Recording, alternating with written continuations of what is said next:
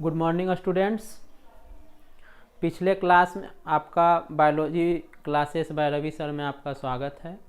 पिछले क्लासेस में हम लोग रोग के बारे में पढ़ रहे थे। रोग का टाइप्स पिछले क्लास में कुछ टेक्निकल इशू के कारण 7 मिनट का ही वीडियो अपलोड हो पाया था। आज उसको आगे कंटिन्यू करेंगे। हम लोग पढ़ रहे थे रोग के बारे में। रोग के बारे में हम आपको बताए थे कि सबसे पहला जो आधार था उसमें हम बताए थे आपको कि संक्रमण के आधार पर रोग 2 प्रकार के होते हैं।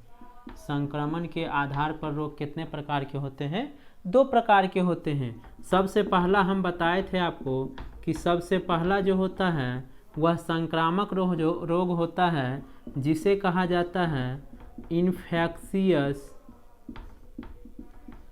डिजीज।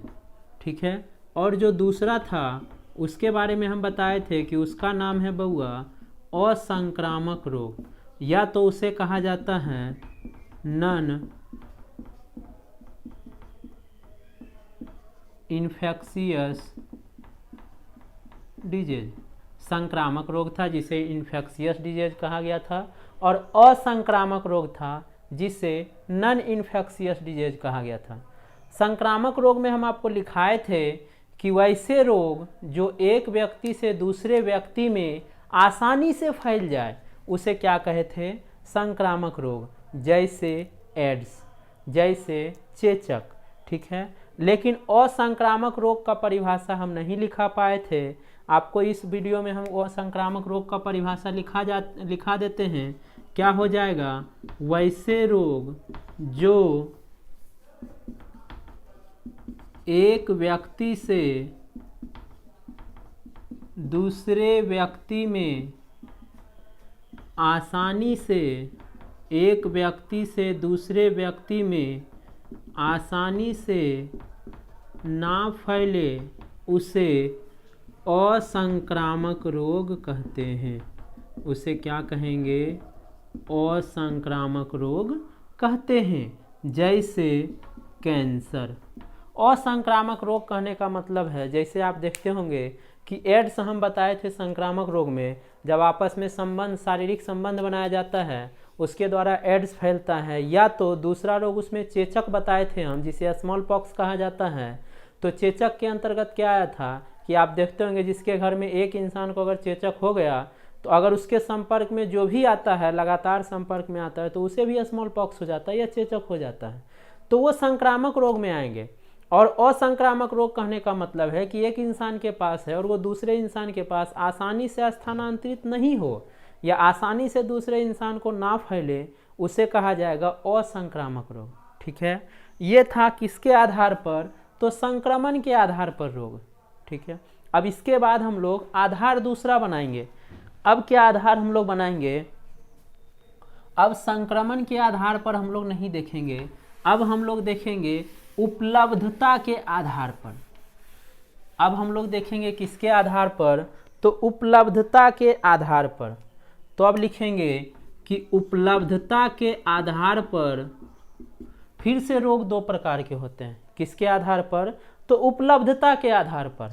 अब उपलब्धता के आधार पर रोग कौन कौन से 2 प्रकार के होते हैं? तो जो सबसे पहला रोग होता है उसे कहा जाता है जन्मजात रोग। उसे कहा जाता है जन्मजात रोग, या तो इसे अंग्रेजी में कहते हैं कॉन्जेनिटल डिजीज। कॉन्जेनिटल डिजीज, जन्मजात रोग, कॉन्जेनिटल डिजीज। देखिए ध्यान से समझिएगा, इसके नाम से ही पता चल रहा है जन्मजात रोग मतलब जीवों में उपस्थित वैसे रोग या तो बच्चों में उपस्थित वैसे रोग जो जन्म के समय से ही उपस्थित हो। मतलब रोग कहाँ फैला होगा? माता के गर्भ में। तो क्या कहेंगे? वैसे रोग जो जन्म के समय से ही बच्चों में उपस्थित हो उसे कौन सा रोग कहेंगे? जन्मजात रोग। इसका अगर परिभाषा लिखने के लिए कहेगा तो क्या कहेंगे कि बच्चों में उपस्थित वैसे रोग जो जन्म के समय से हो उसे जन्मजात रोग कहते हैं। और इसी का दूसरा टाइप्स होता है उपार्जित रोग। इसी का दूसरा टाइप्स होता है उपार्जित रोग। उपार्जित रोग जिसे अंग्रेजी में कहा जाता है एक्वायर्ड डिजीज, जिसे अंग्रेजी में कहा जाता है एक्वायर्ड डिजीज। एक्वायर्ड डिजीज कहने का मतलब है उपार्जित रोग। कहने का मतलब है उपार्जित रोग का मतलब है कि बच्चों में उपस्थित वैसे रोग जो जन्म के बाद उत्पन्न हो उसे क्या कहेंगे, उपार्जित रोग। और जो जन्म के समय से ही उपस्थित हो उसे कहेंगे जन्मजात रोग। इसके कुछ कारण भी होते हैं, इसका नोट पॉइंट्स हम आपको आगे लिखवाएंगे, तो उसमें बताएंगे कि जो जन्मजात रोग होते हैं उसमें आनुवांशिक गुणों का संक्रमण होता है, या तो पीढ़ी दर पीढ़ी वो फैलता है। ठीक है, एक पीढ़ी से दूसरी पीढ़ी में आसानी से फैल जाता है, क्योंकि वो जन्म के समय से ही माता पिता का द्वारा दिया गया डिजीज होता है। तो वो जन्मजात रोग आनुवांशिक होता है, या तो पीढ़ी दर पीढ़ी फैलता है, जबकि उपार्जित रोग आनुवांशिक नहीं होता है और यह पीढ़ी दर पीढ़ी नहीं फैलता है। तो अब एक एक करके परिभाषा लिख लेते हैं दोनों का। जन्मजात रोग में क्या लिखेंगे, इसमें लिखेंगे वैसे रोग जो बच्चों के जन्म के समय से ही उपस्थित हो उसे जन्मजात रोग कहते हैं। वैसे रोग जो बच्चों के जन्म के समय से ही उपस्थित हो उसे क्या कहेंगे, जन्मजात रोग कहते हैं। जैसे पोलियो। जिस बच्चे को पोलियो मारे हुए रहता है, आप देखे होंगे बहुत से संतान ऐसे होते हैं जो एक पैर से लंगड़ा जन्म से ही होता है, या एक पैर से या एक हाथ से लंगड़ा होता है, या तो एक आंख से कई बार काना कभी हो जाता है। तो ये सब क्या होते हैं, ये सब जन्मजात रोग हैं। उसके शरीर में पोलियो जन्म के समय से ही मारे हुए था। ठीक है, मतलब क्या है, जो जब माता के गर्भ में पल रहा था उसी समय उसमें रोग का प्रवेश हुआ, तो वो जन्मजात रोग हुआ। इसका कुछ नोट पॉइंट होता है। नोट पॉइंट क्या है, ध्यान दीजिएगा। नोट पॉइंट में सबसे पहला पॉइंट है कि यह रोग पीढ़ी दर पीढ़ी, यह रोग पीढ़ी दर पीढ़ी फैलता है। क्या होता है, यह रोग पीढ़ी दर पीढ़ी फैलता है। और दूसरा क्या है, पीढ़ी दर पीढ़ी फैलेगा तो इसको यह भी कह सकते हैं कि यह रोग आनुवांशिक होता है। क्या कह सकते हैं कि यह रोग क्या होता है, आनुवांशिक होता है। यह रोग आनुवांशिक रोग होता है। ठीक है, यह रोग कैसा रोग होता है, आनुवांशिक रोग होता है। दूसरा है उपार्जित रोग। इसका सीधा सा परिभाषा लिखेंगे कि वैसे रोग जो बच्चों के जन्म के बाद उत्पन्न होता है, बच्चों के जन्म के बाद उत्पन्न होता है,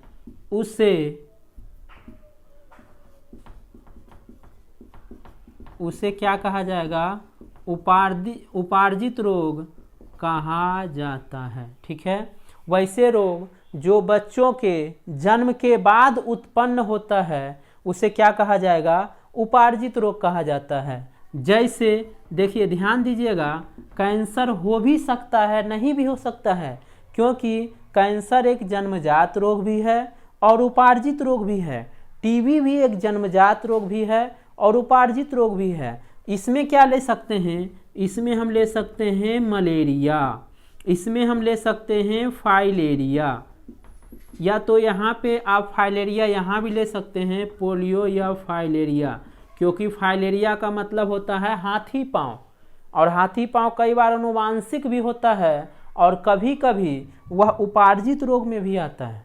ठीक है, तो आदि ये सब क्या हो जाएगा, इसका एग्जाम्पल। ठीक है, तो ध्यान दीजिएगा, उपार्जित रोग में क्या होगा, वैसे रोग जो बच्चों के जन्म के बाद उत्पन्न होता है उसे उपार्जित रोग कहेंगे, और वैसे रोग जो जन्म के समय से ही उपस्थित होता है उसे क्या कहेंगे, जन्मजात रोग। ठीक है। अब ये दोनों को आप वीडियो रोक के लिखना चाहें तो लिख सकते हैं। अब हम लोग आगे बढ़ते हैं।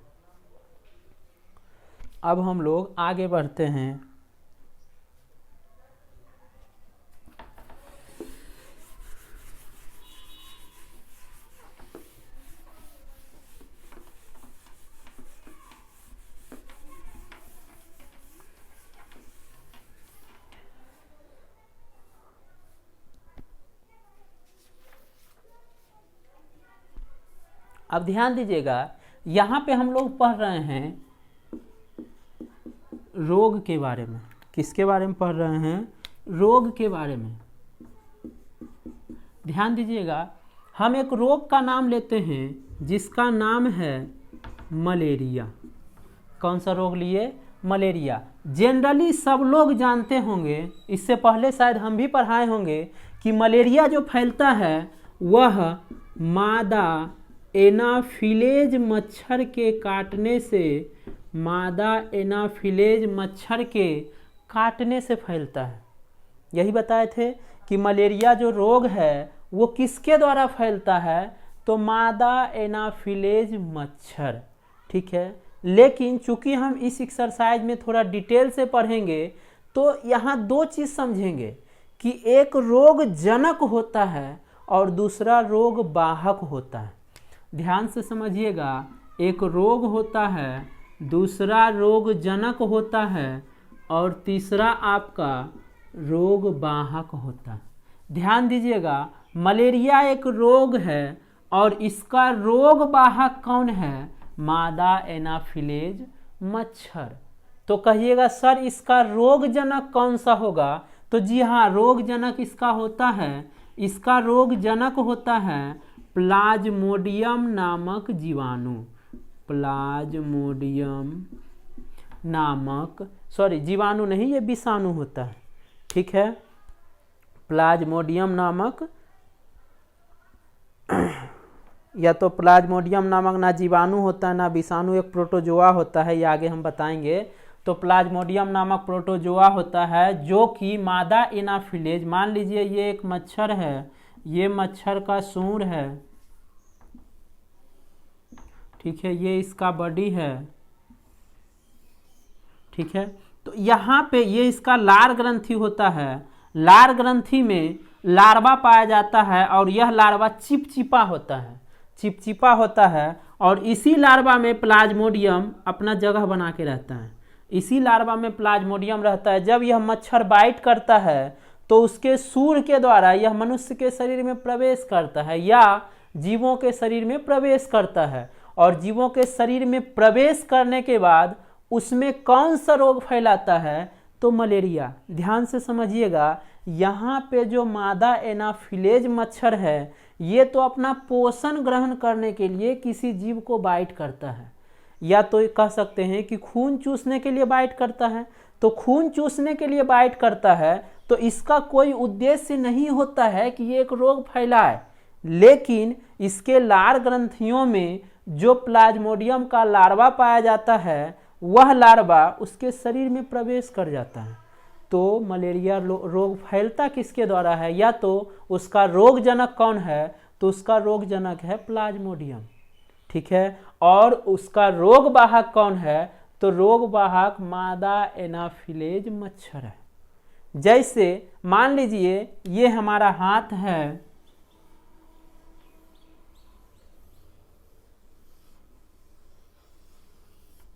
ठीक है, मान लो यहाँ पे मच्छर बाइट किया, ठीक है, इस जगह पे बाइट किया। मान लो इस मादा एनाफिलेज मच्छर के पास कोई प्लाज्मोडियम नहीं था और ये जो जीव है उसके शरीर के अंदर मलेरिया रोग पहले से फैला हुआ है।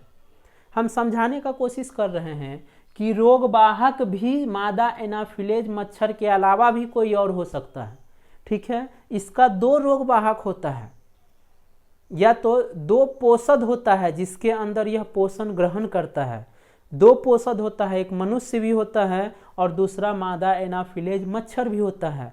अब मान लीजिए यहाँ पे इसमें यहाँ मच्छर बाइट किया, मादा एनाफिलेज मच्छर मान लो इसको काटा और इस मच्छर के पास कोई प्लाज्मोडियम नहीं था। अब जब ये बाइट करेगा तो अंदर हमारे रक्त में WBC और RBC दोनों होता है ना, WBC और RBC दोनों होता है, और ये प्लाज्मोडियम हमारे RBC को सबसे ज़्यादा डिस्ट्रॉय करता है। ये आगे मलेरिया रोग डिटेल से पढ़ाएंगे तो वहाँ हम बताएंगे। तो ये बाइट किया, इसको बाइट करने के बाद अब इसके शरीर में प्लाज्मोडियम पहले से था, ये प्लाज्मोडियम कहाँ जाएगा, तो इस मच्छर के पास। तो ध्यान दीजिएगा, इसका वाहक 2 होता है, एक मादा एनाफिलेज मच्छर भी होता है और दूसरा इसका वाहक मनुष्य भी हो सकता है, या तो वैसे जीव जिसके शरीर में प्लाज्मोडियम पाया जा रहा है वह भी इसका वाहक हो सकता है। ठीक है, तो हम यहाँ 2 चीज़ समझाने की कोशिश किए थे कि रोगजनक किसे कहते हैं और रोगवाहक किसे कहते हैं। तो ध्यान से समझिएगा। अब रोगजनक का परिभाषा अगर आपसे पूछे तो रोगजनक का परिभाषा क्या कहिएगा, रोगजनक का परिभाषा क्या कहिएगा कि वैसे जीव जो रोग उत्पन्न करते हैं उसे क्या कहा जाएगा, तो उसे रोगजनक कहा जाता है। वैसे जीव जो रोग उत्पन्न करते हैं उसे रोगजनक कहा जाता है। ठीक है, और अगर रोगवाहक पूछे तो क्या कहिएगा, वैसे जीव जो रोगजनक को एक स्थान से दूसरे स्थान तक स्थानांतरित करता है या तो एक जीव से दूसरे जीव में स्थानांतरित करता है उसे रोगवाहक कहा जाता है। ऐसा नहीं सिर्फ मलेरिया का ही ये हाल है, आप दूसरा रोग भी ले सकते हैं। जैसे एक रोग होता है रेबीज, सुने होंगे, कुत्तों के काटने से होता है। इसका रोगवाहक कौन होता है, कुत्ता, क्योंकि कुत्ता के काटने से ही रेबीज नामक रोग होता है। लेकिन क्या कुत्ता के काटने से रेबीज नामक रोग होता है, तो नहीं, जो कुत्ता होता है वह रोगवाहक होता है। ये रेबीज नामक रोग मनुष्य के काटने से भी हो सकता है, लेकिन किस मनुष्य के काटने से, जो मनुष्य कच्चा मांस खाता हो। ठीक है, कुत्ता क्या करता है, कच्चा मांस खाता है। आप देखते होंगे जो पालतू कुत्ते होते हैं उसे काटने से रेबीज नामक रोग नहीं होता है, यदि हम उसको कच्चा मांस ना खिलाएं तो। क्यों कच्चा मांस के खाने से होता है, और विशेष करके यदि सूअर का मांस खाया जाता है तो उससे ज़्यादा रेबीज फैलने का खतरा होता है। जैसे हम आपको बताए होंगे जब सेकेंड एक्सरसाइज पढ़ा रहे होंगे कि हमारे मस्तिष्क में पाया जाता है प्रियन, और जब कुत्ता जब किसी जीव का मस्तिष्क के भाग का मांस खा लेता है तो कुत्ता पागल की तरह व्यवहार करता है। 48 घंटे तक जब तक वो मांस पच नहीं जाता तब तक वह पागल की तरह व्यवहार करता है, और फिर वो कुत्ता सही हो जाता है। इसका मतलब क्या है, उसके मस्तिष्क में प्रियन की संख्या बढ़ जाती है और पुनः धीरे धीरे करके वो कंट्रोल हो जाता है। तो ये ध्यान रखिएगा, रेबीज नामक जो रोग फैलता है वो रेबीज विषाणु के कारण फैलता है, और उसका जो वाहक होता है वह वाहक कौन होता है, कुत्ता। तो यहाँ पे कुत्ता क्या कहलाएगा, रोगवाहक। ठीक है, और मनुष्य ये रेबीज विषाणु क्या कहलाएगा, रोगजनक। ठीक है, अब ये रोगजनक और रोगवाहक का परिभाषा लिखिएगा। सबसे पहला है रोगजनक, क्योंकि रोग का परिभाषा हम आपको लिखा चुके हैं, तो अब रोगजनक के बारे में पढ़ेंगे। रोगजनक को अंग्रेजी में कहा जाता है पैथोजन। रोगजनक को अंग्रेजी में क्या कहा जाता है, पैथोजन। अब यहाँ देखिए साफ साफ हम इसमें लिख सकते हैं कि वैसे जीव जो रोग उत्पन्न करते हैं, वैसे जीव जो रोग उत्पन्न करते हैं क्या कहलाएंगे, रोगजनक कहलाते हैं। वैसे जीव जो रोग उत्पन्न करते हैं उसे क्या कहा जाएगा, रोगजनक कहा जाता है। ठीक है, और दूसरा हम क्या लिखेंगे, रोगवाहक। ठीक है, रोगवाहक जिसे कहा जाता है वेक्टर, या इसका दूसरा नाम भी होता है कैरियर। ठीक है, वेक्टर या कैरियर, रोगवाहक। इसे क्या कहेंगे, तो इसे कहेंगे वैसे जीव जो रोगजनक को एक स्थान से दूसरे स्थान तक स्थानांतरित करता है उसे रोगवाहक कहते हैं। ठीक है, उसे क्या कहेंगे? रोगवाहक। और ये दोनों लिखने के बाद आप ये एग्जाम्पल लिख लीजिएगा कि ये रोग है, ये रोगजनक है, और ये क्या है? रोगवाहक। इसे यहाँ से मिटा के हम यहाँ भी लिख सकते हैं क्या? तो मनुष्य। ठीक है, तो ध्यान दीजिएगा, रोगजनक पर समझ में आ गया, रोगवाहक समझ में आ गया कि रोगजनक क्या होता है और रोगवाहक क्या होता है। अब इसके बाद हम लोग पढ़ेंगे कि कुछ जो जीवाणुओं द्वारा फैलने वाले रोग होते हैं एवं कुछ विषाणुओं द्वारा फैलने वाले रोग होते हैं, तो कुछ प्रमुख रोगों के बारे में हम लोग इस एक्सरसाइज में पढ़ेंगे कि वे कौन कौन से प्रमुख रोग होते हैं। कुछ प्रमुख रोगों के बारे में पढ़ेंगे।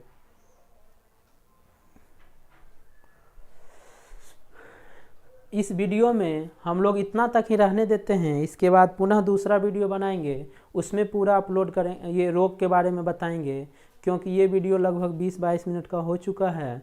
तो आप लोग को अगर समझ में आ रहा हो तो आप लोग इसे ज़रूर देखिएगा और अपने दोस्तों को भी दिखाइएगा। ठीक है, और इसके अलावा अगर आपको कोई डाउट हो तो आप कमेंट कर सकते हैं, या तो मेरे नंबर पे व्हाट्सअप करके आप हमसे पूछ सकते हैं। मेरा नंबर है 9661908894। ये हमारा व्हाट्सअप नंबर है, आप इस पर फ़ोन करके पूछ सकते हैं। ठीक है, ओके।